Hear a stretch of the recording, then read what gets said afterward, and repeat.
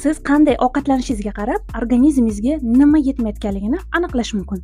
Keling, buni sinab ko'ramiz. Masalan, agar sizni yog'li, go'shtli, qovurilgan ovqatlarga tortayotgan bo'lsa, demak sizda organizmingizda adrenalin miqdori ko'payib ketgan. Agar sizni hozirgi kunda shirinliklarga, shokoladlarga, pirojnolarga tinmay tortayotgan bo'lsa, demak sizda kortizol gormoni yuqori. Aksincha, agar sizni sho'r yoki bo'lmasam achchiq yoki o'tkir pripravali mahsulotlarga tortayotgan bo'lsa, demak sizni organizmingizda serotonin miqdori oshib ketgan bo'lishi mumkin. Agar sizga hozir umuman ovqatlanish yoqmayotgan bo'lsa, ishtahangiz umuman pasayib ketib, yeganingizda ham faqat tuzsiz yoki bo'lmasam yog'siz, o'ta parhezli taomlar iste'mol qilayotgan bo'lsangiz, demak sizni organizmingizda endorfin tushib ketgan bo'lishi mumkin. Bizning organizmimiz bizani har doim himoyalashga o'rgangan va moslashgan. Shuning uchun bizga har doim nimadir yetmayotganligi, ko'payganligi haqida signallar beradi. To'g'ri, ba'zida bu signallarni biz nafsimiz yoki ishtaham balandligi yoki bo'lmasam gormonlarimiz deymiz.